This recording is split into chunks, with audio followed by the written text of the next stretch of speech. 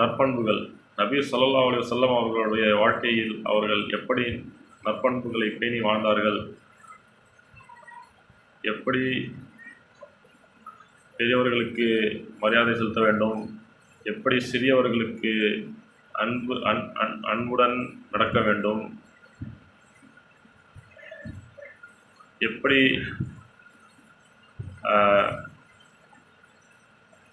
ஆலிம் உலமாக்களுக்கு எப்படி மரியாதை செலுத்த வேண்டும், கண்ணியம் செலுத்த வேண்டும், பிறகு சகோதரருக்கு எப்படி மரியாதை செலுத்த வேண்டும்,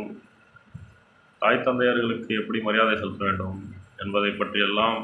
நபி ஸல்லல்லாஹு அலைஹி வஸல்லமுடைய வாழ்க்கை அவருடைய சுன்னத்துகளில்